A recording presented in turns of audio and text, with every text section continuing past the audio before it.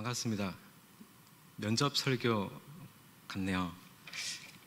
제가 예전에 새벽기도 때 한번 했던 이야기인데, 일본에서는 바람이 불면 쥐가 창궐한다라는 말이 있습니다. 이유는 바람이 불면 이제 먼지가 많이 일어나고, 먼지가 많이 일어나면 눈병 걸린 사람이 많아지고, 눈병이 심해지면 앞을 못 보는 사람이 생기게 되죠. 일본에서는 앞을 못 보는 사람들이 하는 직업들이 있는데, 우리나라에는 주로 이제 안마 같은 걸 하잖아요. 근데 일본은 연주라고 합니다. 전통 연주. 근데 그 연주에 사용되는 악기가 샤미셴이라고 하는데, 그 샤미셴이라는 악기가 이제 고양이 가죽으로 만든다라고 해요. 그래서 바람이 많이 불면 눈병 환자가 많이 생기고, 그러면 샤미셴 이제 악기가 더 필요해지고, 악기를 위해서 고양이 가죽이 더 많이 필요하게 되죠. 결국 고양이를 많이 사냥하게 되면 고양이들이 없어져서 쥐가 창궐하게 된다는 이야기입니다. 그래서 바람이 많이 불면 창고에 곡식이 주는 건데요. 여러분, 우리가 기억해야 할 것이 있습니다. 바람이 많이 부는 것과 창고에 곡식이 주는 것은 아무런 상관이 없죠. 어찌 보면 우리가 그렇게 관계없다라고 생각하는 것들이 나와 가장 긴밀하게 연결되어 있는 일들이 일어나게 되는데, 그것이 바로 우리의 인생입니다. 우리가 이것들을 염두에 두고 살아가는 게 굉장히 중요하죠. 그래서 세계 어느 부분에서 일어나는 일이 나와 그렇게 무관하지 않다라고 생각하고, 내 이웃이 겪을 수 있고 또 내가 겪을 수 있는 문제다라고 생각하는 것을, 그리고 이렇게 참여하는 것을 우리가 사회적 영성이라고 부릅니다. 우리가 다 각자의 자리에서 예배를 드리고 계실 텐데, 이런 말이 있습니다. 자리가 사람을 만든다라고 하죠. 자리가 사람을 만든다. 자리가 사람을 만드는 경우가 있습니다. 또 반대의 경우도 마찬가지죠. 사람이 자리를 만드는 경우도 있습니다. 어떤 사람은 자리가 없는데 그곳에 있으면 자리가 만들어지는 사람이 있죠. 길도 생기게 되고 예배의 자리가 생기게 되고. 그런데 없던 자리를 있는 자리로 만들 수 있는 사람은 사실은 그 사람이 바로 자리에 의해서 만들어진 사람이어야만 합니다. 자리에 의해서 만들어진 사람이어야만 없는 자리를 있는 자리로 만들 수 있는 것이죠. 무슨 말이냐면, 우리의 마음의 근본의 자리, 우리의 구원의 확신의 자리, 하나님의 창조의 그 질서의 자리에서 새롭게 빚어진 사람이어야만 우리가 없는 곳에서도 그러한 자리를 만들 수 있고, 또 예배의 자리에서 우리가 만들어진 사람이어야만 우리가 있는 곳이 또 예배의 자리를 만드는 사람이 될 수가 있는 거죠. 하나님께서 우리를 통해 일하시는 방식이 이제 이러합니다. 그래서 우리 안에 이미 하나님의 구원과 질서의 자리가 꽉 차 있는 사람이라면 어느 곳에 있든지 영과 진리로 예배를 드려지게 되는 것이죠. 성경은 아무것도 없는 사람들에게 그들의 일상 가운데 하나님께서 그들의 마음속에 자리 잡음으로써 없는 자리에 또 자리를 만들게 하시는 것이 바로 하나님의 역사입니다. 오늘도 우리는 우리의 맡은 삶의 자리에서 그런 하나님의 역사를 만들어 가게 부르심 받은 사람들이죠. 우리의 삶에 모든 것이 구비되어 있고 갖춰져 있기 때문에 살아갈 수 있는 것이 아니라, 우리가 그렇게 부름받았기 때문에 우리가 아무것도 없다라고 느껴지는 그곳에서도 부름받았던 그곳처럼 또 살 수 있는 그런 대단한 사람들이라고 이제 부름받은 존재들이죠. 우리는 그런 존재들일까요? 오늘 말씀 보면 율법 교사가 맨 처음에 등장하는데요. 이 사람이 예수님을 시험하기 위해 자리에 섰습니다. 율법 교사는 우리가 잘 알고 있듯이 율법을 가르치고 지키는 데는 능숙한 사람이죠. 우리가 읽지 않았지만 24절에 선지자들도 왕들도 봐야 하는 것을 못 봤다라고 예수님께서 이야기하시는데, 율법 교사도 그 중에서 하나였습니다. 보지 못하고 듣지 못한 사람이죠. 즉 무슨 말이냐고 하면, 말씀은 잘 아는데 복음의 눈이 열리지 않은 사람들인 것입니다. 율법에 대해서는 너무나도 능숙하죠. 근데 그 말의 뜻은 뭐냐면 그들이 뭔가 행하고 지키고 실천하는 데는 능하지만 예수님이 뭔가 실천해서 능하는 사람이다라는 것이죠. 그리고 이 사람들이 예수님을 시험하려고 영생에 대해서 지금 질문하면서 25절이 시작하고 있습니다. 25절에 예수를 시험하여 이르되 선생님 내가 무엇을 하여야 영생을 얻으리까? 라는 질문으로 시작을 하는데요. 이 질문 자체에 이 사람의 철학이 있죠. 삶의 철학. 율법학자가 그러니까 이 사람은 뭔가 하는데 자신이 있는 사람입니다. 그러니까 영생에 있어서 자기가 뭔가 알고는 있는데 그 영생이 바로 내가 뭔가를 함으로써 얻을 수 있는 것, 영생을 이것으로 얻을 수 있지 않느냐라고 묻고 있는 것이죠. 즉 영생은 뭘 해야 내가 얻을 수 있는 것이다 라고 생각을 하고 있습니다. 이것이 당시 율법 교사나 이제 율법에 대한 이해였죠. 뭘 우리가 어떻게 더 해야 영생을 얻을 수 있느냐, 이런 종류의 질문인데요. 근데 이것은 말씀에도 이야기했지만 간단한 질문이 아니라 예수님을 시험하기 위해서 한 질문입니다. 그리고 이 질문은 어려운 질문도 아니고 다음 바로 나오는데 예수님께서는 이미 답을 알고 있죠. 그래서 질문이기보다는 예수님께서 예수님을 비난하기 위해서, 그리고 무엇을 비난하냐면 예수님의 지금까지의 이 행적들, 당신처럼 기준 없고 느슨하게 가르치고 이렇게 행동해서야 영생 근처라도 갈 수 있겠느냐, 이런 식의 비난이었습니다. 율법학자가 예수님을 시험하려고 했다면 분명히 자기에게 있는 것으로 예수님을 비난하려고 했겠죠. 그것이 자기가 잘 지키고 있는 규정들, 율법들, 자기가 잘 지키는 율법과 규정을 준수하는 자신의 실천력으로 예수님을 비난했을 겁니다. 율법학자가 봤을 때는 예수님은 아무런 경계선도 없고 규정도 없고 느슨하고 그런 거죠. 왜냐하면 예수님의 주변에는 세리, 더러운 죄인들, 장녀들이 다 모여드는, 어찌 보면 율법학자가 봤을 때는 율법에서 벗어난 완전한 이제 혼란 그 자체였거든요. 그러니까 도대체 이 사람은 뭐 하는 사람이지? 이 가르침은 도대체 무슨 가르침이지 생각을 했을 겁니다. 기준이 없고 물러 터지고 혼란스럽고 경계도 없어서 아무나 다 받아들이는, 그렇게 어울리는 것이죠. 그래서 자기가 잘하는 그 규정과 율법으로서 예수님을 공격하고 있습니다. 그런데 이 율법학자의 입장에서 보면 이러한 공격이 어느 정도 이제 이해가 되는 면도 있습니다. 우리 시대에도, 지금 이 시대에도 누군가가 사람들을 잘 끌어모으고 영적인 일을 하고 또 막 사람들을 막 성령 충만케 하고 이렇게 하는데 알아보니까 대학 교육도 제대로 안 받았고 신학교도 졸업하지 못한 사람이 얼마나 대단한 영적 권위를 가지고 있다고 이제 사역한다고 이제 떠들고 있다면 누구든지 의심하거나 이제 평가절하하고 싶은 마음이 생기지 않겠어요. 특별히 오늘 본문처럼 대단히 공적인 위치에 있는, 포지션에 있는 사람들, 권위 있는 학교, 권위 있는 신학교를 졸업한 사람들이 보면 얼마나 이제 가짜게 보이겠습니까? 그러니까 율법학자의 시선에서 보면 예수님은 아예 근본이 없는 야매 떠돌이 사역자로 보였을 겁니다. 그런 자가 와서 지금 70인의 장로를 세우고 귀신을 쫓아보내고 천국에 대해서 이야기하고 있다라고 하면 네가 뭔데 이런 짓을 하고 다니느냐라고 이제 하는 거죠. 물론 우리가 인간적인 눈으로 보면 율법학자가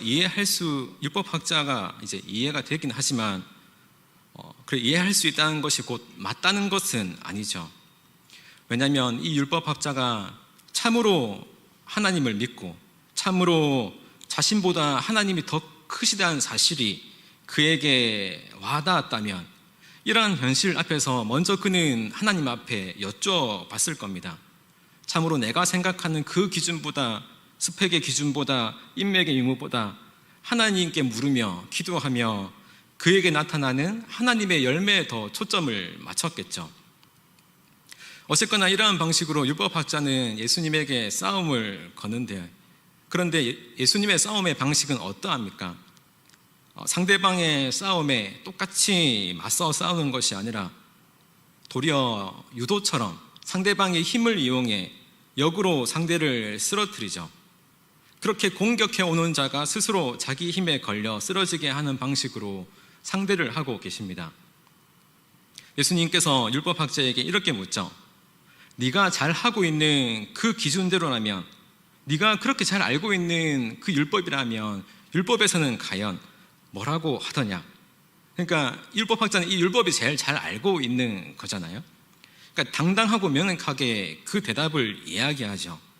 27절입니다. 대답하여 이르되 네 마음을 다하며 목숨을 다하며 힘을 다하며 뜻을 다하여 주 너의 하나님을 사랑하고 또한 내 이웃을 네 자신같이 사랑하라 하셨나이다. 세마 이스라엘이라는 말로 유명한 이 신명기의 구절을 율법학자는 이제 읊습니다. 유대인이라면 모두가 다 암송하고 있는 말씀이죠. 그런데 이 사람의 대답에 대한 예수님의 결론이 아주 예리한데요. 예수님의 제시는 이거죠. 안다고 생각하는 대로 네가 행하라 라고 이야기합니다. 너는 그 율법을 어떻게 생각하고 어떤 시선으로 바라보고 어떻게 받아들이고 있느냐? 그렇다면 네가 안다고 생각하는 그대로 한번 해보라 라는 거예요. 그렇게 말씀하시면서 네 대답이 옳도다 이렇게 이야기하시잖아요. 근데 이렇게 하면, 네가 이렇게 행하면 네가 영생을 살리라 라고 말씀하셨어요. 예수님의 대답은 바로 이겁니다. 중요한데, 네가 진짜로 영생에 대해서 알고 있느냐?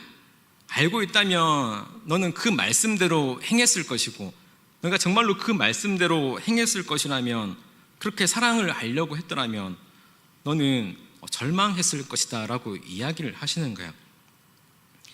여러분, 우리가 정말로 진실로 하나님을 사랑하듯 우리가 우리의 이웃을 사랑하려고 하면 어떻게 되던가요? 여러분, 내가 진실로 하나님을 사랑하듯 이웃을 사랑하려고 하면, 내 힘과 마음과 뜻을 다하여 사랑하려고 하다 보면 우리는 절망을 맛보게 됩니다. 절망케 되죠. 우리의 힘으로 이웃을 사랑하려고 하면 절망을 겪게 돼요. 제가 예전에 싱가포르에 가기 전에 울산에서 고등부 사역을 한 적이 있었는데, 그때 고등부 친구들이랑 같이 먹고 자고 이렇게 하면서 사역을 하다가 고등부 친구들이 졸업을 하잖아요. 근데 그렇게 사랑하고 그렇게 아끼고 지냈었는데, 대학교 가니까 그렇게 이제 유흥 문화에 빠지게 되더라고요. 밤마다 이제 사진 보내주고, 술자리 사진들, 클럽 사진들, 전도사님 오늘 밤에 같이 갈래요? 막 이렇게 문자도 보내고, 그런 걸 볼 때마다 진짜 마음이 많이 힘들었는데, 여러분, 내가 하나님을 사랑하려고 하는 그 마음으로 이웃을 사랑하려고 하면, 또 우리 가족을 사랑하려고 하면 때로는 절망합니다. 그냥 흉내는 낼 수 있는데 우리가 그렇게 사랑할 수가 없죠. 왜냐하면 사랑은 순수히 내 것이 아니기 때문이죠. 사람이 하는 사랑은 온전하지 않기 때문에 정말로 목숨을 다하고 힘을 다하고 뜻을 다해서 사랑하고자 했던 사람은 고백할 수밖에 없습니다. 나는 사랑을 할 수 없는 존재입니다. 저는 결코 사랑할 수 있는 존재가 못 됩니다 라는 고백을 하게 되죠. 여러분, 우리는 나를 사랑해요. 나를 보호하죠. 어떻게 우리가 남을 사랑할 수 있냐면, 나에 대한 하나님의 사랑을 깨달을 때, 나에 대한 하나님의 사랑을 깨달을 때 우리가 하나님을 사랑할 수 있죠. 우리가 먼저 하나님을 사랑하는 것이 아니라 예수님을 통한 예수님이 나를 얼마나 사랑하는지 그 사랑을 깨달았을 때, 그래서야 나는 하나님을 사랑할 수 있고, 그 하나님을 사랑하는 힘으로 누군가를 사랑할 수 있습니다. 그렇게 나를 향한 사랑이 주님을 향한 사랑으로 바뀌게 되고, 그 주님을 향한 사랑으로 우리가 또 누군가를 사랑할 수 있게 되는 것이죠. 그러면서 예수님께서는 또 말씀하십니다. 너는 진정한 사랑이 뭔지 모르지. 그뿐만 아니라 너는 진짜 이웃이 누군지는 알고 있느냐, 이렇게 말씀하시죠. 그랬더니 지금 율법 교사도 지기 싫었던 것 같습니다. 자기가 옳다는 것을 증명하기 위해서 예수님을 공격하기 위해서 이렇게 묻죠. 그렇다면 내가 사랑해야 되는 이웃이 누구입니까? 율법 교사도 이미 알고 있는 대답이었어요. 율법 교사 자기가 이미 정해져 있는 이웃이 있었죠. 제인과 세리 장녀들은 그들의 이웃이 될 수 없었습니다. 자신의 기준이 있었기에 당당하게 묻는 거죠. 29절에 그 사람이 자기를 옳게 보이려고 예수께 여짜오되 그러면 내 이웃이 누구이니까 하면서 이야기할 때 예수님께서 우리가 잘 알고 있는 사마리아인의 비유를 말씀하시죠. 여러분, 예수님의 대답은 율법 교사라고 불려지던 당시 이제 유대 종교자들의 이웃의 개념, 유대인들의 이웃의 개념, 누구는 내 이웃이 될 수 있고 누구는 내 이웃이 될 수 없는 그러한 이웃의 개념을 완전히 재조명하고 있습니다. 율법 교사의 답변은 이것이죠. 29절 마지막에 누가 내 이웃이니까 나에게 걸맞는 내 수준에 맞는 그 이웃이 누구이니까 나의 이웃의 자격이 되는 자가 누구이니까 이 질문은 나 중심의 이웃이죠. 그런데 예수님은 도리어 맨 마지막 36절에 다시 율법학자에게 이런 질문합니다. 누가 강도 만난 자의 이웃이냐? 그러니까 예수님은 누가 강도 만난 자의 이웃이냐? 지금 예수님의 대답은 바로 이거죠. 나 중심의 이웃이 아니라 누가 갈급한 도움이 필요한 이 사람의 이웃이 될 수 있느냐? 그 타인 중심의 상대방 중심으로서 이제 이웃을 보는 것이죠. 내가 중심인 이웃이 아니라 그 사람의 중심으로 이제 이웃을 이야기하는 것입니다. 결국 예수님은 그 사람의 간절한 필요를 느끼고 그 사람의 필요에 참여하는 사람만이 이제 그 사람의 이웃이다라고 결론을 내리는 거예요. 그러니까 이웃의 개념이 완전히 달라지게 된 거죠. 프랑스 철학자 중에 레비나스라는 철학자가 있는데 이 사람이 이야기했던 철학 중에 타자 철학이라는 것이 있습니다. 쉽게 이야기하면 이런 건데 이웃의 간절한 필요가 나에게 명령한다고 느끼는 바로 그 이웃이 진짜 이웃이다. 이웃의 갈급한 필요가 나에게 명령하는 것이다 라고 이야기를 했습니다. 그러니까 무슨 말이냐면 이웃의 필요가 나의 주인이 되는 거예요. 나는 이웃의 필요에 종이 될 때 나는 비로소 그 사람의 이웃이 될 수 있는 것이죠. 다시 말하면 이웃의 약점이 나를 이끌어가는 주인이 될 때 또 나는 그의 약점에 종이 될 때만 우리는 그의 이웃이 될 수 있다라고 이야기하는 겁니다. 우리의 논리는 이렇죠. 내가 누군가를 도와줄 때는 나는 좀 더 가지고 있고 좀 더 강하기 때문에 나보다 덜 가지고 있고 나보다 더 약한 사람을 도우는 것이다. 근데 이렇게 하면은 도움을 주는 나는 주인이 되고 도움을 받는 누군가는 또 종이 되는 관계가 되죠. 나는 이미 그보다 강한데 그를 도와줌으로써 더 갚을 관계가 되는 것입니다. 하지만 내가 그의 약함의 종이 된다면 그렇다면 나는 종으로서 그를 돕는 대등한 이웃이 되는 거죠. 바로 여기서 우리가 생각나는 분이 있죠. 바로 예수님입니다. 이 레비나스라는 철학자도 유대인인데 예수님을 계속 이야기하고 있어요. 하늘 보좌의 영광을 버리시고 죄로 인해서 극단적으로 약해진, 완벽하게 약해진 도리어 우리의 종이 되신, 우리의 발을 씻기심으로 우리의 친구가 되신 그 예수님이야말로 이제 타자 철학의 완성이라는 것입니다. 여러분, 주님께서는 이웃을 사랑하라라고 하셨어요. 이웃을, 주님이 말한 이웃의 정의는 대등한 관계죠. 그런데 우리는 내가 도울 수 있을 만한, 때로는 나의 도움이 필요할 만한 사람을, 나보다 조금 부족한 사람을 도와주려고 찾는 편입니다. 그러니까 우리가 제대로 이웃이 되지 못하죠. 항상 투종 관계, 때로는 갑을 관계가 됩니다. 그래서 우리가 누군가 나보다 부족한 사람을 도와준다라고 할 때는 내가 주인이 아니라 종의 모습으로 참여해야 된다라고 이야기하는 것이죠. 그래야 이웃이 될 수 있습니다. 우리 교회가 선교를 많이 가는데 우리가 뭔가 도움을 주기 위해서 가는 것입니까? 우리가 가진 것으로 그들을 도움으로써 우리가 좀 더 가치 있는 존재가 되는 것을 느끼기 위해서 가는 것이 아니죠. 도리어 그들의 연약함에 우리가 종되어 버린 것이죠. 충고도 마찬가지입니다. 충고하다 보니 충고한 사람만 의인이 되어가는 것, 충고받은 사람은 마음이 완전히 만신창이가 되고, 이것은 충고가 아니라 정죄라고 하죠. 그러나 진심된 충고는 상대가 그 이야기를 듣고 힘을 얻고 상대의 가치가 올라가고 일어서게 되는 것, 이것이 진짜 충고가 되죠. 내가 충고했는지 정죄했는지는 이야기 마지막에 상대방을 보면 알게 됩니다. 이전보다 그의 가치가 더 높아졌다면 제대로 충고를 한 거고, 상대방의 멘탈이 다 깨져버린다면 이것은 이웃이 아니라 이제 왼수인 것이죠. 여러분, 오늘 말씀 속에 나오는 사람, 이 예루살렘에서 여리고로 내려가다 강도 만난 사람이라면 유대인입니다. 왜냐하면 사마리아인은 사마리아인이라고 이제 이야기를 하고 있잖아요. 근데 이 유대인이 이 사람의 상태가 가만히 내버려 두면 완전히 죽을 상황이라고 이야기하고 있죠.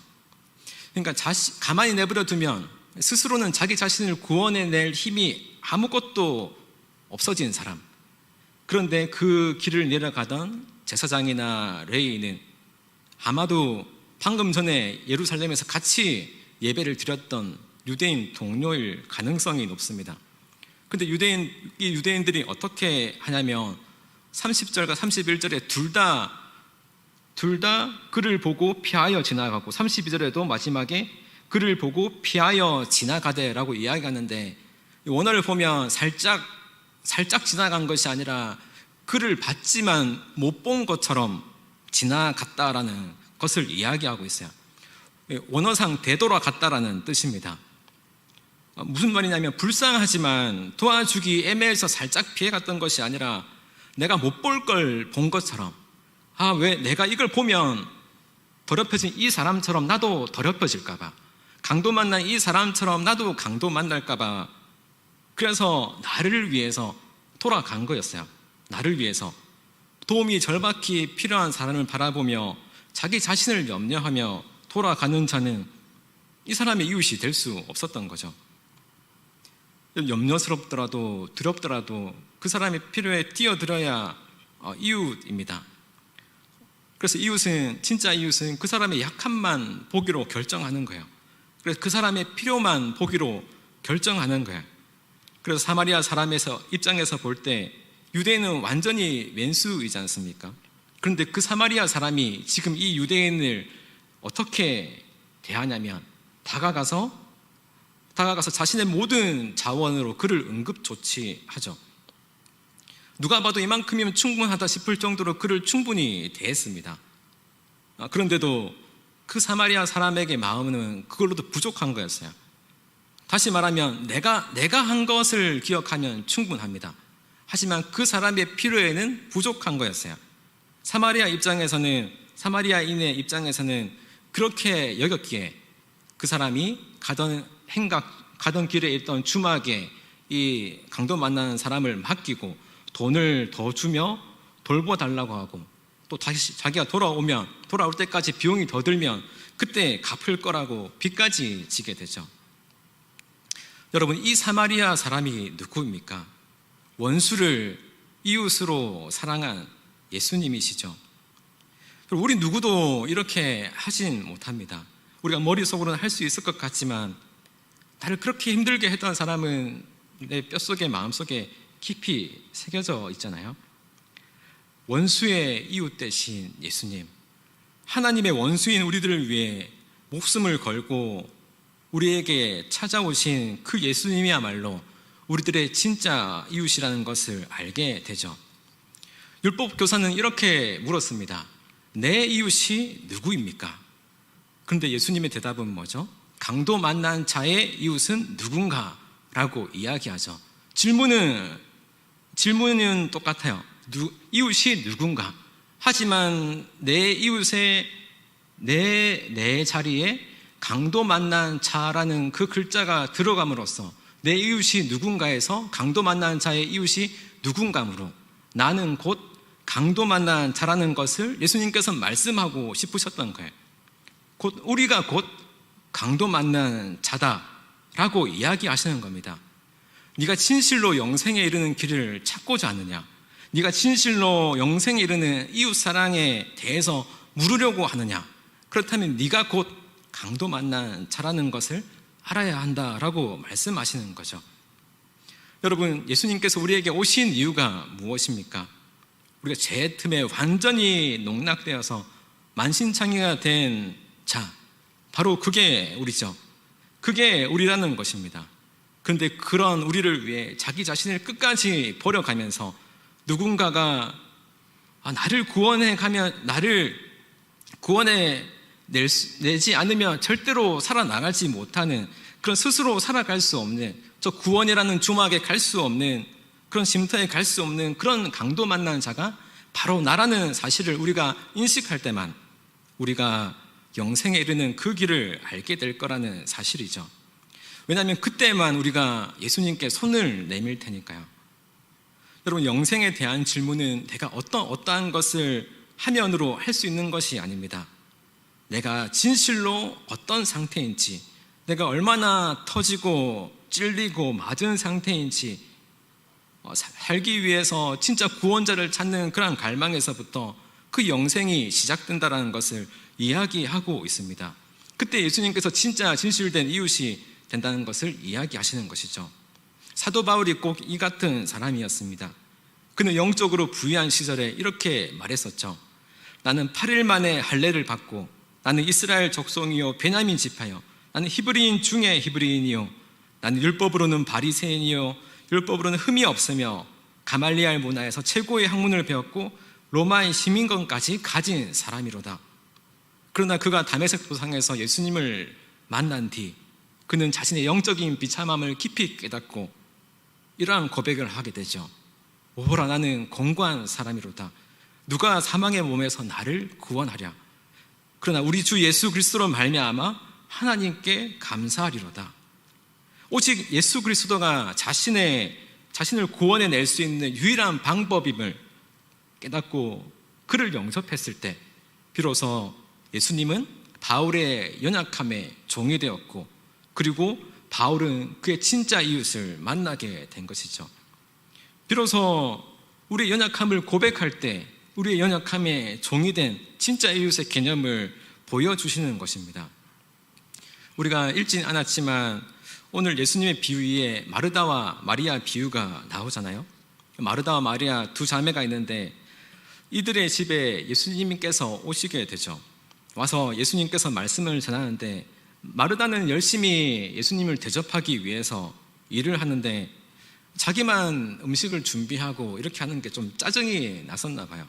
예수님께 따지게 되죠. 좀 동생도 좀 일 좀 시키게 해달라고. 난 지금 열심히 일하고 있는데 마리아는 말씀 듣고 있다라는 거예요. 그런데 이렇게 이야기할 때 예수님께서 엄청 안타깝게 마르다야 마르다야 이렇게 이야기하시죠. 꾸짖다기보다는 약간 안쓰러운 말투로 이제 이야기하시는데, 여러분, 우리가 알듯이 교회에서 마리아보다는 마르다 같은 분들이 훨씬 더 선호되는 것 같습니다. 행사도 하고 접대도 하고 음식도 나누고 누군가 대접하기를 열심히 일하고 훨씬 더 많이 좀 선호가 되는 것 같아요. 그러니까 마르다가 이제 목자가 되면 모임도 하고 놀러도 다 다니고 행사도 하고, 그런데 반대로 이제 마리아 같은 분이 계시면 맨날 이제 말씀 듣고 성경 공부하고 기도회 하고 이러다 보면 좀 줄어들지 않나요? 맨날 기도회만 하고 이러다 보면. 아무튼 근데 우리 주변에 이렇게 열심히 하시는 분들이 꽤 많이 있습니다. 너무나도 많이 도움이 되고 부럽고 존경스럽게 하는데 이런 분들 때문에 교회가 돌아가게 되죠. 고마운 분들인데 어떤 경우에는 정말로 이렇게 열심히 하는 것이 또 문제가 되기도 합니다. 열심히 문제가 되는 거죠. 너무 열심히 달리다가 방향을 놓쳐버린 채 다른 방향으로 열심히 가다 보면 그 열심히 뜨거우면 뜨거울수록 이제 위험하게 되는 것인데, 지금 마르다의 진짜 문제가 뭐냐면은 그렇게 섬기고 대접한 게 진짜 문제가 아니라, 여러분 음식 준비와 봉사가 얼마나 아름다운 일입니까? 근데 목자를 섬기는 거 귀한 일이죠. 근데 마르다의 진짜 문제는 짜증을 낸 거예요. 짜증. 여러분, 마르다는 섬기다가 짜증을 냈었어요.